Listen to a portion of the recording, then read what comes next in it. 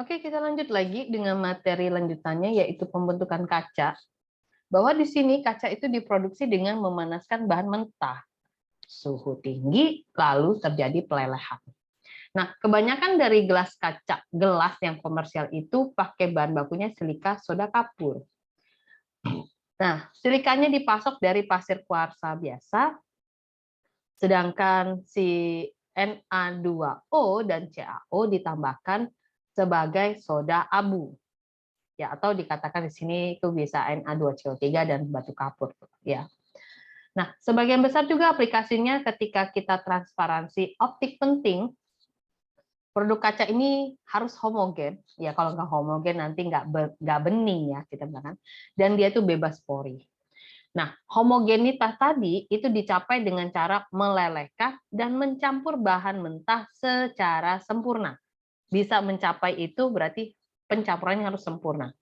Nah, ada beberapa istilah lagi di sini bahwa porositas ya dihasilkan dari gelembung gas kecil yang dihasilkan.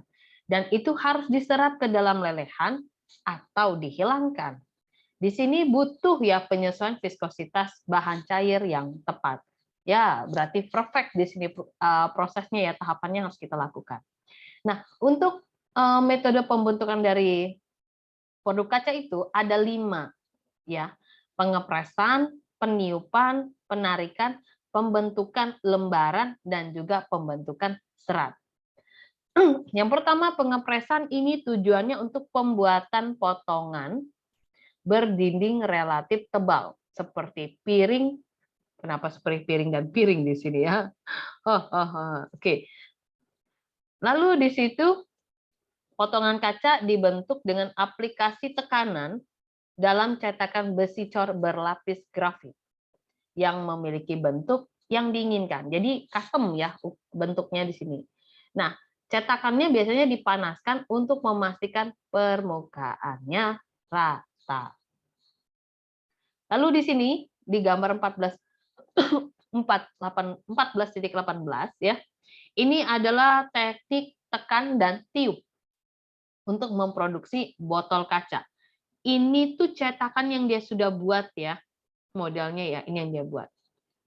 Oke, meskipun beberapa peniupan kaca dilakukan dengan tangan, ya untuk benda seni tapi di sini ya, prosesnya telah sepenuhnya kadang-kadang pabrik itu udah otomatis seperti toples kaca, toples botol maupun bola lampu. Nah, di sini dari segumpal kaca mentah, ya peresan ataupun bentuk sempurnanya itu dibentuk dengan pengepresan secara mekanik ke dalam cetakan. Set, masuk. Masuk ke sini, potongannya dimasukkan ke dalam cetakan, ke dalam finishing, atau dia bisa dilakukan secara blow, ya, secara cetakan finishing di sini blow dan ditekan untuk menyesuaikan dengan kontur cetakan. Jadi dengan ditiup dan dicetak itu maksudnya untuk apa ya kalau kita bilangnya, cetakan yang kita mau itu kan dimasukkan ya, jadi nggak ada ruang yang terlewatkan lah dari bentuk cetakan ini, ya. Sehingga dengan cara ditekan itu untuk menyesuaikan kontur dari cetakan dengan tekanan yang dihasilkan juga dari hembusan udara. Ya, jadi untuk teknik tersebut itu untuk biar fit ke dalam sana ya. Karena mungkin saja takutnya kalau nggak kesini ini malah nggak kena kalau kita bilang apa ya QC-nya ya, quality control-nya malah nanti kok awalnya misalnya ada gagang gitu ya, gagangnya nggak full ngebentuk ya jadi ada rongga bahkan. Selanjutnya adalah tekniknya menggambar, itu digunakan untuk membentuk potongan kaca panjang seperti lembaran, batang, tabung, dan serat yang memiliki penampang secara konstan. Nah, ternyata ya kalau kita balik untuk proses kaca ini, itu sudah ada di akhir tahun 1950-an, bahwa kaca lembaran atau plat itu diproduksi, sebentar ya,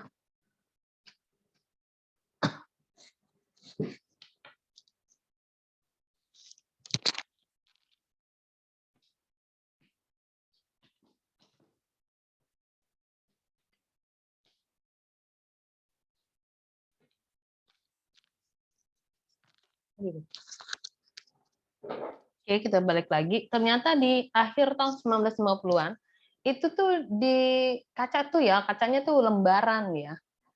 Lembaran toplat diproduksi dengan cara dicor atau digambarlah kaca itu menjadi bentuk plat. Terus menggiling kedua permukaan. Sebentar.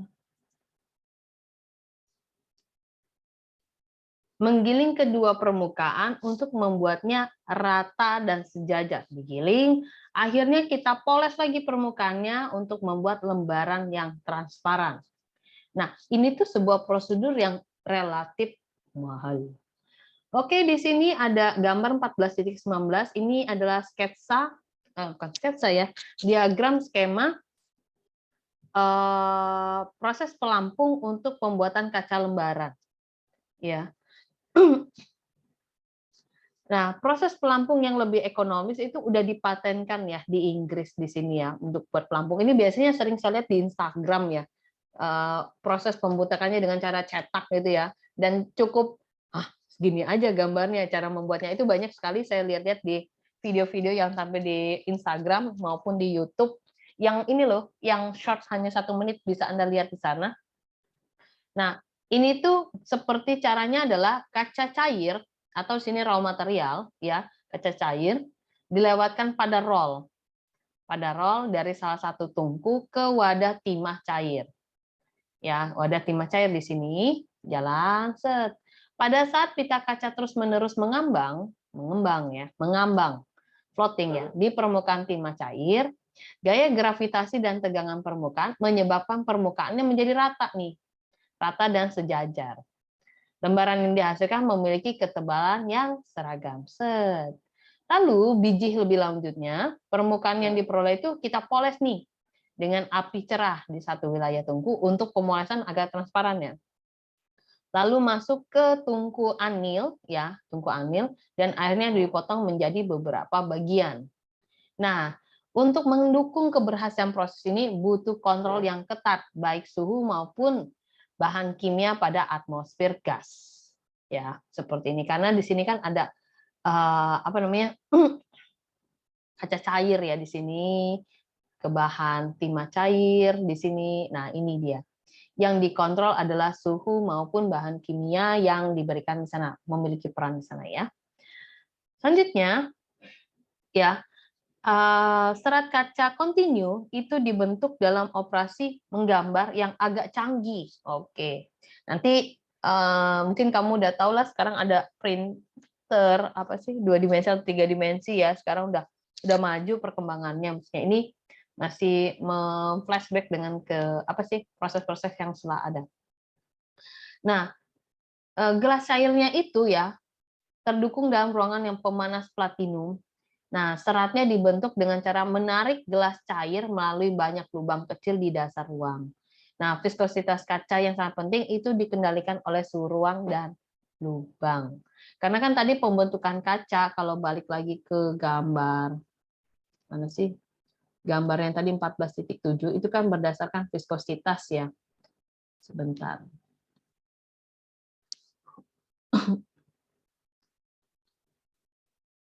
Yang ini loh. Ya. Ini. Nah, ini dia ya. Jadi tergantung oleh suhu dan viskositas dilihat sini, dilihat untuk pembentukan kaca itu sendiri. Oke, kita lanjut lagi. Ini saya skip, Anda bisa belajar mandiri sini tentang adanya apa ya?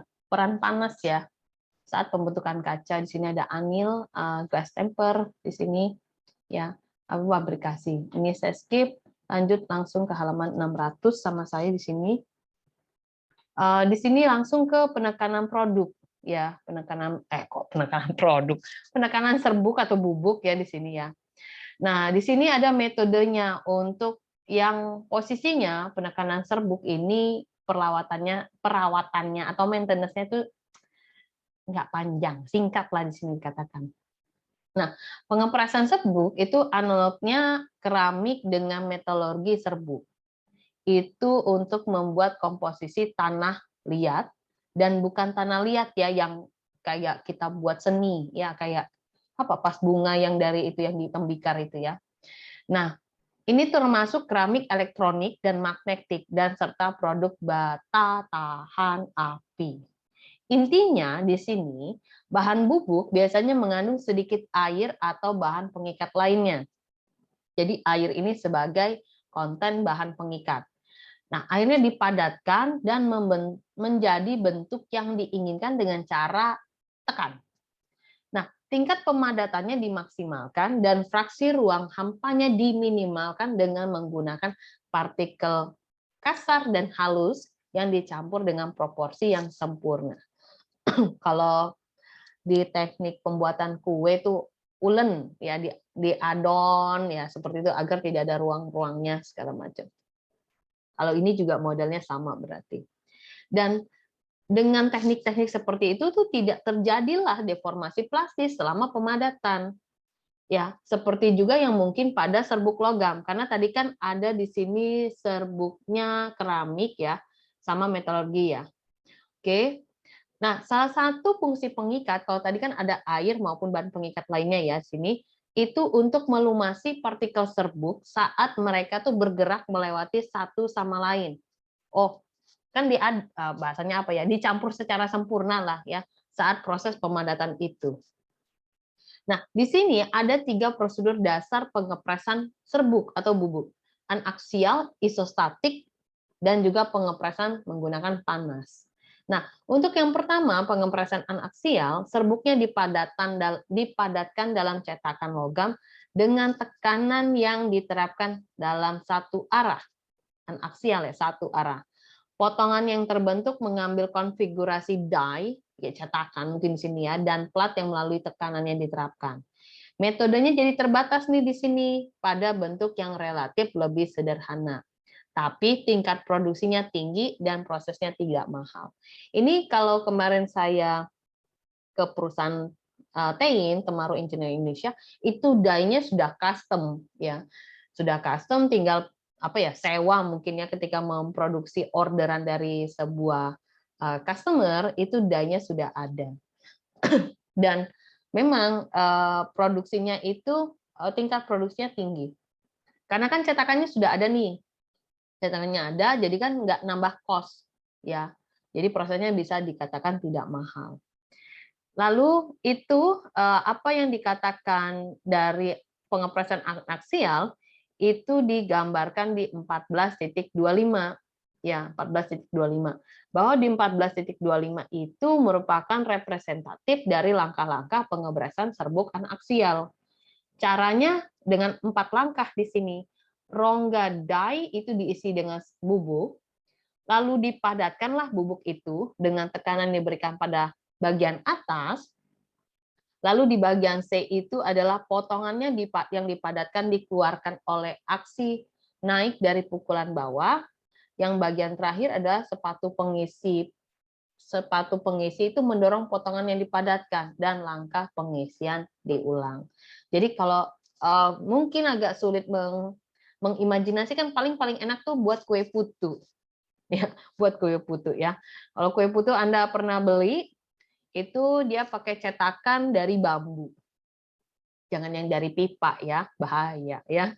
Bambu, dia isi tuh serbuknya ya. Dari apa tuh bahan apa tuh namanya, tepung beras lah, pewarna, kelapa. Nah, dia taruh tuh ke dalam lubang yang ada di bagian tengah si bambu. Dia padatkan nih. Dia padatkan. Nah, mengikatnya dengan apa? Ya, di dalamnya itu sudah ada gula merah. Ya, dia padatkan dan menggunakan uap. Ya, uap air. Masuk sana, dia cari teknik pemadatannya. Begitu udah selesai, begitu mau dikeluarkan itu tinggal didorong saja dari bagian atas keluar, mengulang lagi seperti itu. Nah, kalau diibaratkan ketika melihat ini tuh juga modelnya ya pendekatannya ke sana kalau saya mengimajinasikannya ya. Oke, selanjutnya adalah untuk prosedur dasar pengepresan bubuk adalah pengepresan isostatik nih di sini. Jadi bahan bubuknya dimasukkan ke dalam selubung karet dan tekanan diberikan oleh cairan. Nah, secara isostatik di sini dia punya besaran yang sama besar ke segala arah. Bentuknya jadi lebih rumit ya dibandingkan pengepresan anaksial. Namun teknik isostatik ini lebih memakan waktu dan lebih mahal. Modelnya seperti itu ya. Lanjut di sini yang terakhir adalah ada gambar 14.26. Ini adalah serbuk padat, sehingga di sini ada perubahan struktur mikro yang terjadi selama pembakaran. Pertama yang ini bubuk setelah ditekan, lalu di sini ada kolesis partikel dan pembentukan pori saat sintering dimulai, dan yang terakhir di sini sintering ini kan jadi kayak apa ya, menyatu lah kalau saya bilangnya. Di sini prosesnya moodnya penyatuan. Saat sintering berlangsung, pori-pori berubah ukuran dan bentuk. Nah, untuk prosedur anaksial dan isostatik, operasi pembakarannya diperlukan setelah operasi pengepresan. Ya, pembakaran dan pengeringan. Pembakarannya, potongan yang terbentuk tadi itu kan menyusut ya di sini kan. Kalau melihat di sini kan menyusut ya, masuk ke dalam dan mengalami pengurangan porositas. Ini nih, porositasnya kosong nih, ruang kosong. Dan peningkatan pengintegrasian mekanis, ya, bergabung. Nah, perubahan ini terjadi dengan penggabungan partikel serbuk menjadi massa yang lebih padat, sehingga ini yang dikatakan sintering. Ya, proses ini yang dikatakan sintering. Nah, sintering itu bisa dilihat dari gambar 14.26. Transportasi massa yang diperlukan untuk mempengaruhi perubahan itu bisa dari sini. Ini namanya adalah difusi atom dari partikel curah ke daerah leher. Ya. Untuk gambar yang totality dari 14.26. Sedangkan untuk gambar 14.26A itu adalah setelah material masuk ditekan, akhirnya bahan partikel serbuk itu saling bersentuhan lah di sini ya. Sentuhan, jadi di sini partikel serbuknya dianggapkan bulat, ya, lingkaran kita bilang, secara gambar dua dimensinya. Nah, sehingga akhirnya setelah dia bersentuhan itu menuju ke tahap sintering awal, bahwa lehernya terbentuk di sepanjang daerah kontak atau daerah yang berdekatan seperti ini, ya kan? Ini kan daerah kontaknya, nih ya. Nih, ini daerah kontaknya. Sebentar, saya kasih tanda ini dulu ya. Nah, ini daerah kontaknya, ya. Sehingga di situ ada batas butir. Nah, balik lagi pembahasan batas butir di atas, ya. Terbentuk di setiap leher sehingga menjadi ada celah antar partikel menjadi pori. Modelnya seperti itu. Ini leher, pori, di sini adalah batas butir. Sehingga nanti itu yang akan diwakili dari gambar 14.26B. Nah, saat sintering berlangsung, pori-porinya itu menjadi lebih kecil yang ini. Mengecil dan akhirnya menjadi lebih bulat. Seperti ini. Oke. Nah, dengan proses pengepresan panas, pengepresan serbuk dan perlakuan panas dilakukan secara bersama-sama. Tadi kan serbuk tadi mengagregat, ya, berkumpul sehingga memadat pada suhu tinggi. Nah, prosedur untuk bahan ini tidak membentuk fase cair karena tadi kan ini padat ya posisinya ya, ini padat. Kecuali suhunya pada suhu tinggi dan tidak praktis sehingga bisa digunakan ketika pemadatan tinggi tanpa pertumbuhan butir yang cukup diinginkan. Nah, posisinya kalau yang ini cair. Kalau yang kita hadapin tadi kan padat ya, pasti akan ketemu batas butir segala macam.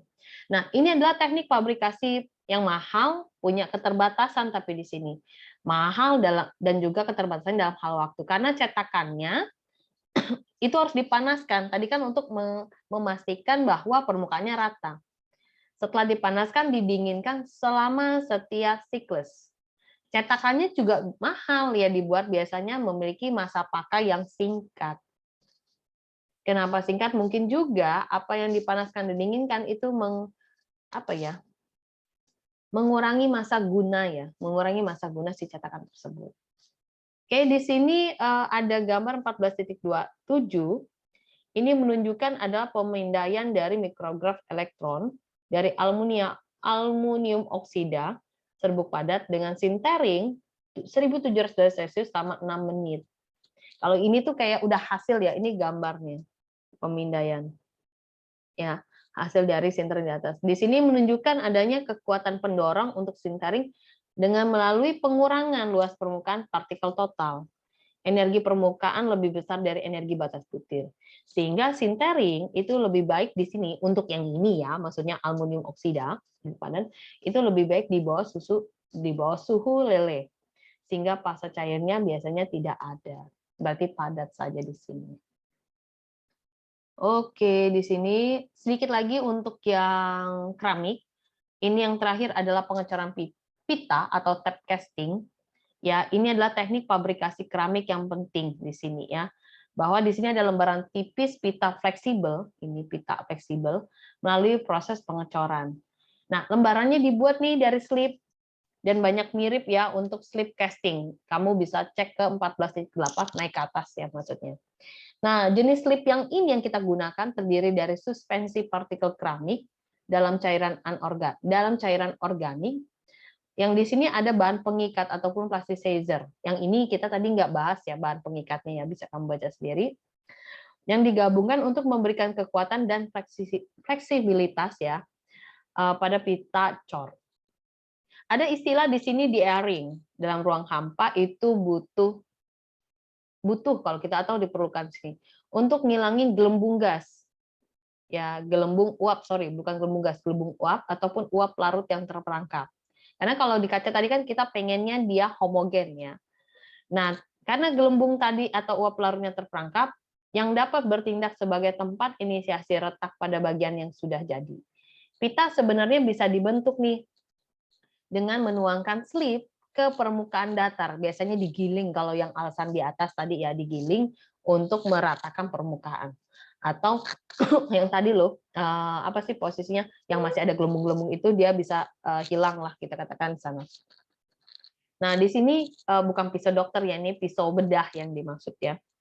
Nah, contohnya di sini ada baja tahan karat, kaca, film, polimer ataupun kertas, lalu pisau bedah itu menyebar slip menjadi pita tipis keseragaman ketebalan seragam ya. Nah, ini adalah diagram skema di mana proses tap casting itu menggunakan pisau bedah. Nah, setelah yang untuk tap casting sini dia melibatkan proses pengeringan ya, bahwa komponen slip yang tadi kan mudah menguap dihilangkan dengan penguapan. Nah, produk hijau yang ini adalah pita fleksibel yang dapat dipotong atau dilubangi sebelum operasi pembakaran. Ketebalannya sekian, dan tap casting ini dapat digunakan dalam produksi substrat keramik yang digunakan untuk sirkuit terpadu, untuk kapasitor berlapis-lapis. Berarti ini untuk komponen elektronika ataupun nanomaterial ya, bisa dikatakan ke arah sana ya, kalau sirkuit terpadu. Nah, ada yang tadi kan terakhir adalah sementasi ya, semen ya, yang kalau di sini ya. Oke, sementasi sini ini kecil banget dia menjelaskannya. Di sini dia cerita bahwa ini ada proses fabrikasi keramik. Nah, di mana semen itu dicampur dengan air jadi pasta, pasti ada komposisinya ya. Karena kalau nggak jadi pasta nanti jadi cair atau dan kawan-kawan. Nah, setelah jadi pasta itu dibentuk menjadi bentuk yang kita inginan. Akhirnya itu mengeras nih sebagai akibat dari reaksi kimia yang kompleks. Dan semen itu kamu butuh mengecek ke bab 13 di sini, yaitu 13.9 ya, yaitu semen. Untuk bagian ini yang khusus untuk bagian semen. Oke, sampai di sini dulu, nanti kita lanjut lagi ke yang polimer. Ya, terima kasih, sampai jumpa lagi di video selanjutnya. Bye-bye.